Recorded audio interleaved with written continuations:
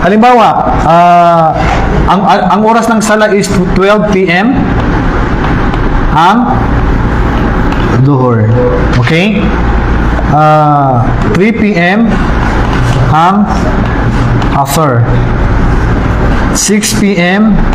ang itong mga oras na to, hindi to particular kasi tulad ng tinalaki ko, nakadepende anong oras lubog ang araw, anong oras tanghaling tapat, kaya pabago-bago yung oras yan. Sample lang to. Ngayon, magbibiyahe ka papuntang Pinas, okay, papuntang Pilipinas. Ngayon, pagdating mo sa airport, bago mag-12, nasa airport ka na. Tama. Magpa-flight yung eroplano, halimbawa 1 p.m. So, pwedeng hindi ka muna magsala. Kasi nga, tulad ng sabi ko, hanggat hindi pa, tapos yung oras niya, pwede mo pang isala yan. So, ang ginawa mo, gusto mo, kung hindi ka pa nakakaalis sa airport, halimbawa sabihin natin, nasa airport kayo ng Riyadh. Okay? Riyadh Airport. So, nandito ka sa Riyadh Airport sa oras na bago mag-12. Pagdating ng 12, dapat duhur na. Gusto mo, saka ka nila magsala, pag nakalakbay ka na, para yung 4 maging 2 na lang. Igagrab mo yung oportunidad ba? Naintindihan? Sabi mo, mamaya na ako magsala, kasi pag nakalipad na ako, yung 4, 2 na lang. Pwede yun. Naintindihan? Okay, so, hindi ka muna nagsala ng duhur. Kasi ang gusto mo, isabay mo na ang duhur sa asar. Ng jama'an wa kasran. Di ba binanggit ko? Ang kasran, lahat ng 4, pwede mo na lang gawing 2 at pwede mo pang pagsamahin ang duhur at asar. So, ngayon, pagsakay mo ng eroplano, ilan ang biyahe natin papuntang Pilipinas? Halimbawa, Maynila. Okay? So, ang biyahe mo is 10 hours. Usually 10 hours, di ba yung biyahe natin? 10 hours. Okay. So, alis ka 1 p.m. Anong oras ka darating sa Pinas? 11. No? Tama ba ako? 11 p.m. ka darating. Ang propeta sallallahu alaihi wasallam, hindi siya nagsala ng obligadong sala sa sasakyan. Kaya ang original, bawal magsala ng obligadong sala sa bus, eroplano, jeep, bawal. So, lahat ng sala natin, duhur, asar, maghrib, dapat sa baba. Hindi natin pwedeng isagawa yan sa eroplano o kahit saan mang sasakyan. Dahil ang propeta sallallahu alaihi wasallam, ang ginawa niya na sala sa sasakyan ay tanging sunna lang. Yan lang. Obligado hindi niya ginawa. Sunna lang ang ginawa ng propeta sallallahu alaihi wasallam na sala sa sasakyan.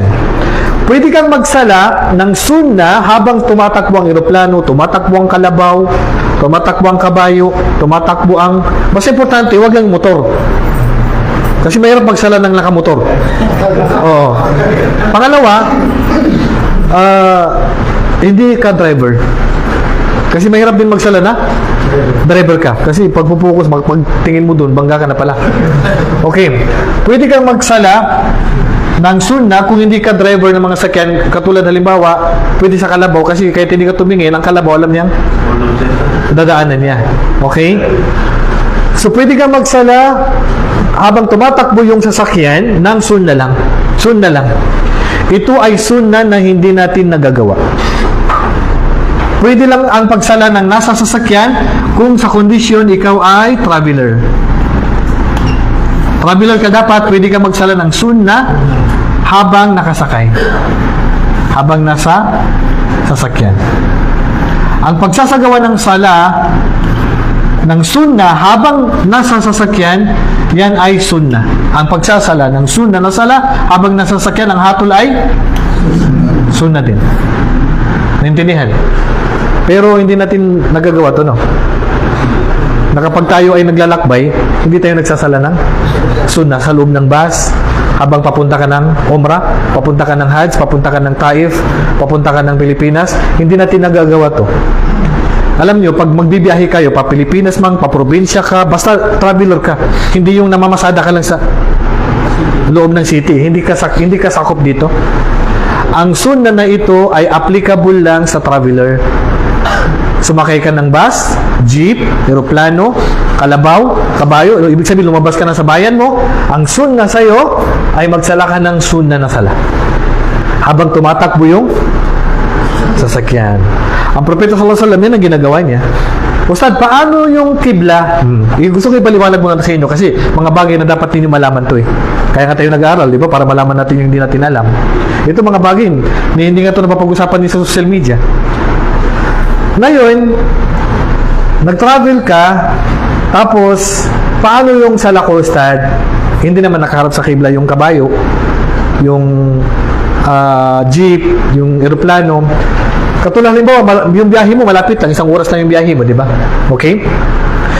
So, ngayon, kahit saan, hindi kondisyon, take note, sa sala na sunna, kapag nasa sasakyan na, pag nasa sasakyan ka at ang sala mo ay sunna, hindi kondisyon na kailangan humarap ka sa kibla. Naintindihan? Hindi kondisyon na habang tumatakbo ang sasakyan na sinasakyan mo na basta ang sala mo ay sunna, hindi kondisyon na kailangan iharap mo muna yung kabayo mo sa kibla tapos yung kabayo pa ganun. Oo. So, hindi kailangan. Basta magsala ka na kahit saan nakaharap yung sakyan mo. Naintindihan? Yan ay sunna yun na hindi natin nagagawa. Kumbaga ito ay sunna na ginagawa ng propeta sallallahu alaihi wasallam na hindi natin alam at konti lang ang gumagawa. Okay? So, naintindihan. Tatayo pa ba ako? Hindi natatayo. Upo ka na lang. Okay? Kasi, yung qiyam, katulad, yung unang haligi ng sala, yung qiyam o yung pagtayo, ay haligi ng sala. Ibig sabihin, haligi ng sala na obligado. Dapat gano'n, ha? Haligi ng sala na obligado. Yung qiyam o pagtayo sa pagsala ay haligi ng sala na obligado. Pero kung ang sala mo ay sunna, yung pagtayo sa sunna ng sala, so ang qiyam naman, yung qiyam o pagtayo ay sunna sa sunna na sala. Naintindihan? Naintindihan pagkakaiba ng dalawa? Ang qiyam o pagtayo, itong pagtayo ko dito bago ako mag-start magsala ay haligi ng sala na obligado. Anong sala yun? Dhuhr, Asr, Maghrib, Isya, Fajr. Hindi pwedeng hindi ako tatayo kung wala akong mabigat na dahilan. Kasi kung wala kang mabigat na dahilan, hindi tanggap sala mo. Kailangan mo talagang tumayo kasi ang qiyam haligi ng sala na obligado. Samantala, ang qiyam o pagtayo sa mga sunna na sala ay sunna siya. Nakita yung pagkakaiba? Ibig sabihin bro, kahit kaya mong tumayo sa salatul tarawih, salatul tahajjud, sunnah rawatib, salatul duha, tahiyatul masjid, pero umupo ka pa rin, tanggap ang sala o hindi? Tanggap pa rin. Pero ang gantimpala, kalahati ng gantimpala ng tumayo. Naintindihan?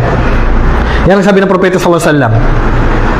Ang gantimpala ng sala ng umupo sa sunna ng sala, halimbawa yung isa nagsala ng tarawih, nakatayo. Ikaw, tamad, umupo ka lang kasi tamad nga. Sabi na, sige na, mas importante magtarawih ako, pero upo lang ako. Tanggap ang sala niya, tanggap din sala mo.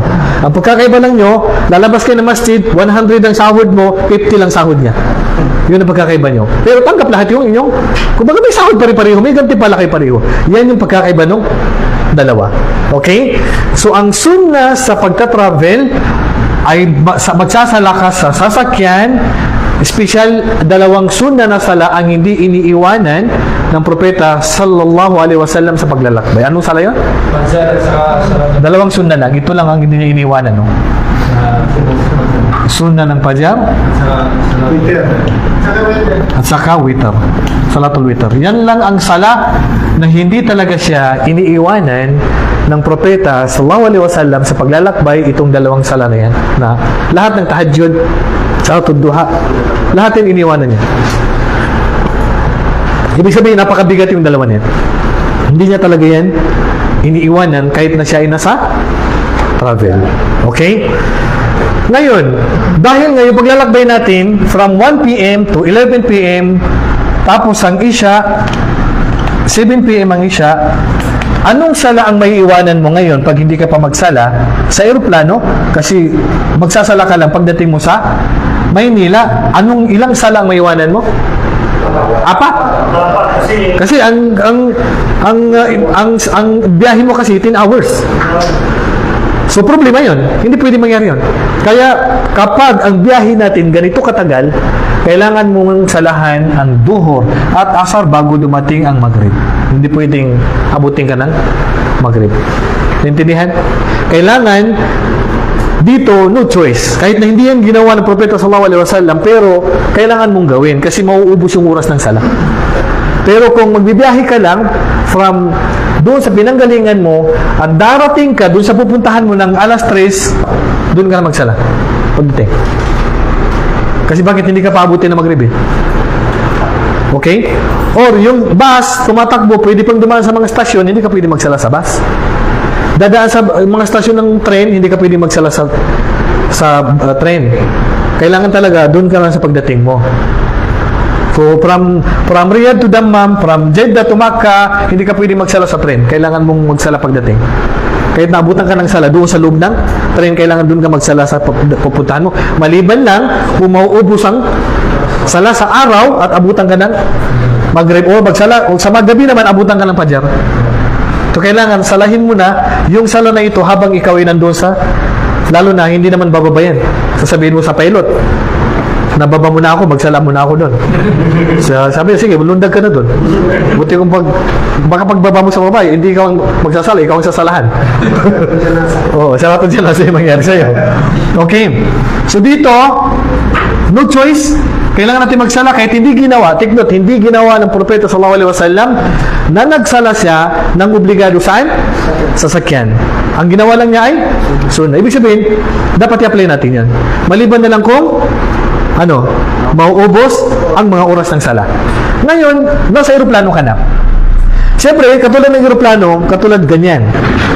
Kung ang aeroplano, mayroon siyang musalla, mayroon siyang ibig sabihin musalla, hindi naman matatawag na masjid yan. Musalla ang tawag dyan. Pag may musalla, magkaibang musalla at saka masjid. Ang masjid, sinasagawa sa Jum'ah, lahat ng tao nag-iipon dyan. Ang musalla is for temporary lang, mga obligado lang na mga sala, hindi pang maramihan na lugar. So, kung may musalla, wala kang issue. Kaya doon ka magsasala kasi baka tayo ka doon, baka ruko ka, walang problema. Ang problema, walang musalla. So ngayon, no choice ka, kundi magsasala ka sa aeroplano nang nakatayo, ganyan. Nakaganyan ka doon, siyempre may kaharap ka. So, ang problema, yung kibla, nasa likuran. O kaya, ay hindi mo alam kung saan ang kibla kasi nga, nasa taas ka nga. Okay? So ngayon, paano ang sala natin kapag inabutan tayo ng sala? Which is, mangyayari talaga.